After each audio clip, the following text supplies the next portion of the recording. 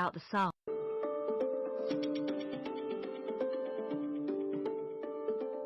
At 3:30 in the morning on the day that the Apollo 11 mission set off, 16th of July 1969, the suit technicians were working at fever pitch. Oxygen supplies were turned on and off. Suits were pored over to check for leaks and communication bugs. Seams were examined. Zippers were run up and down to check for snags. Finally, everything was laid out in the areas where astronauts Aldrin, Collins and Armstrong would be dressed. The process of dressing for space travel is laborious. First, the astronauts had to apply a salve over their bodies. The mission would last over 8 days and they wouldn't be able to change their clothes except to suit up for the moonwalk itself. Without the salve, their clothes would have begun to chafe. Next, they put on diapers. NASA, which has a special name for everything, calls these maximum absorbency garments.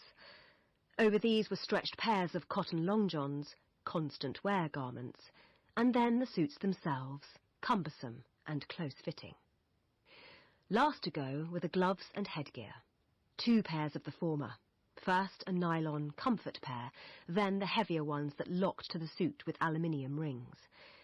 Tight brown and white Snoopy caps, which contained the communication systems, were pulled on, and finally the wide bubble-head helmet.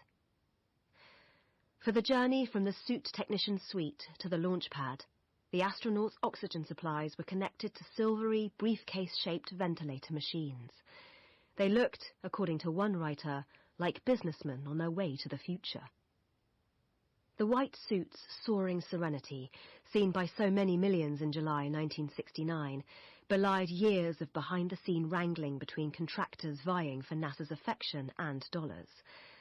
The purpose of the Gemini program, which was announced in January 1962, was to test spacecraft, the techniques that would be required to land men on the moon, to send someone outside to spacewalk, and to assess the medical impact, if any, of prolonged trips to space. Given this intensity, it is even more surprising that the final victor was both the latest entrant and the most unexpected. Playtex, makers of women's underwear. The making of what was to become known as the A7L Omega suit was much more akin to making girdles than anyone at the space agency would have cared to admit.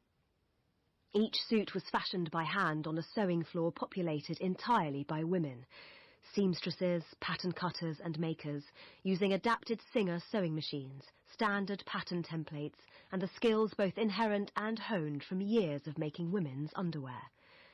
Those who had been trained to mould liquid latex to create girdles and bras found themselves making pressure bladders instead. The astronaut Michael Collins saw and appreciated the exacting nature of the work. The craft of the suits was, for him, both something to be admired and, teasingly, disparaged. When you think of a spacewalker, you may visualize a chap confidently exploiting the most advanced technology that this rich and powerful nation can provide. But not me, friends. I see a covey of little old ladies hunched over their glue pots in Worcester, Massachusetts, and I only hope that between discussions of Friday night bingo and the new Monsignor, their attention doesn't wander too far.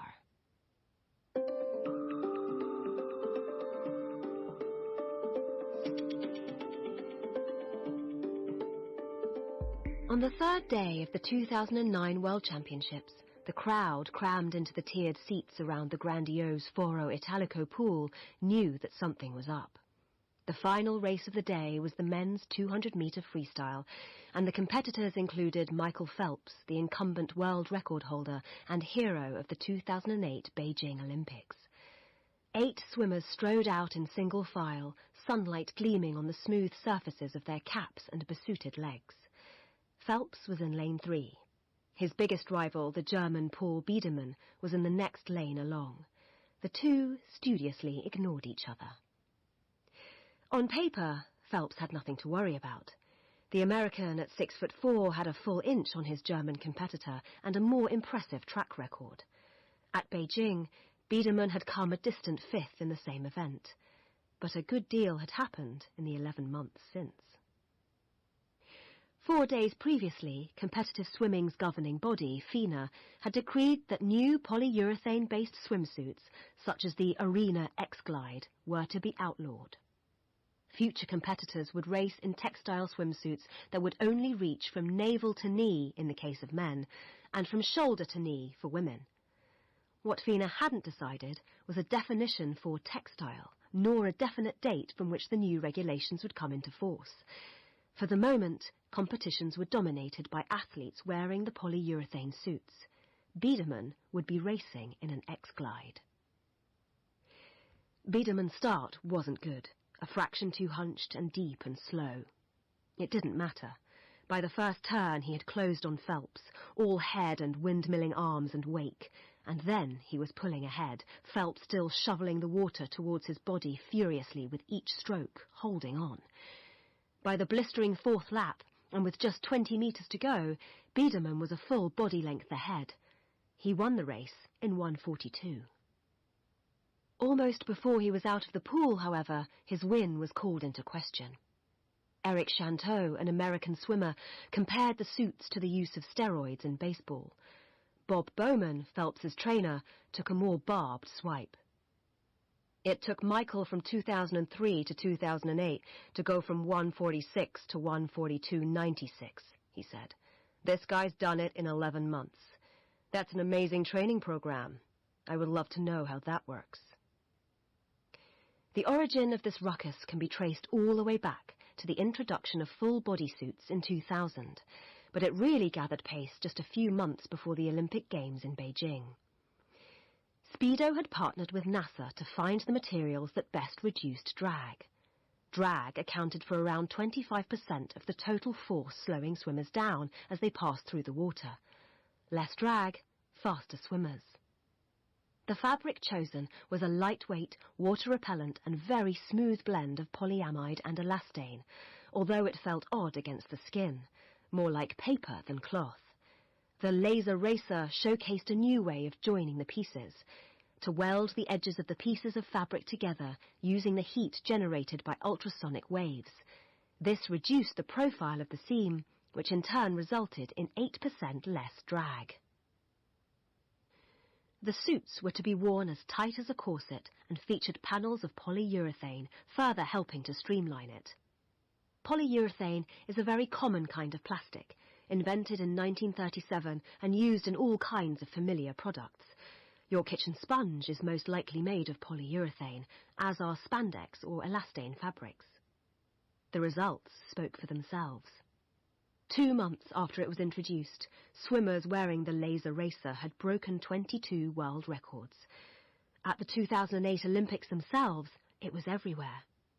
According to some counts, 97% of the golds won in the pool at Beijing were taken by swimmers wearing laser technology. But as the records fell, so the hackles of those worried about the integrity of the sport began to rise. There was a strong belief that it was the best swimmer that should win, not the swimmer with the best technological advantage. There were howls of protest when a new generation of suits, made entirely from polyurethane, came onto the market.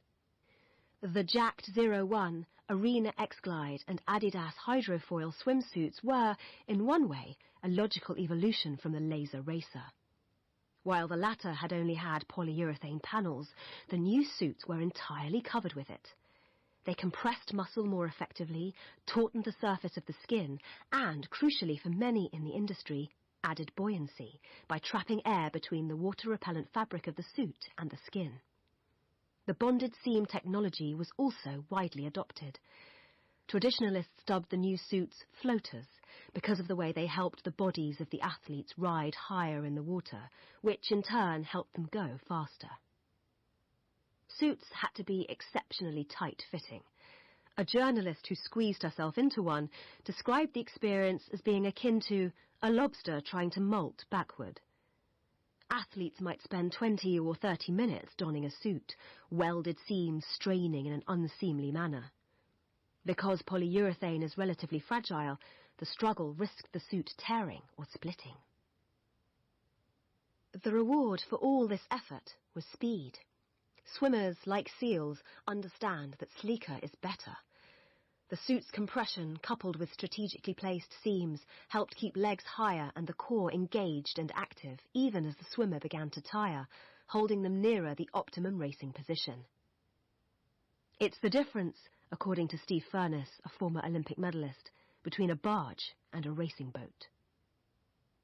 While some athletes' performance was little affected, others, like Biedermann, went from being 15th or 20th to top 5 during the tech suit era. Such athletes were likely the ones with softer, pliable bodies with more adipose tissue, which the suit could squidge to get them into a more torpedo-like shape. In other words, the more honed and muscular you were, the less impact you were likely to get from a polyurethane suit. In hindsight, many technological upgrades seem so natural it's hard to imagine a time when they weren't part of the fabric of a sport. When Roger Bannister broke the 4-minute mile in 1954, he wore black running spikes of very thin leather, jazzed up with white contrast stitching and sturdy cotton laces, made for him by a firm called G.T. Law & Son. "I could see there was an advantage in having the shoe as light as possible," he said. His weighed a feathery 127.6 grams. The line between acceptable and performance-enhancing is continuously being tussled over and renegotiated by fans, participators and brands offering new equipment and technology.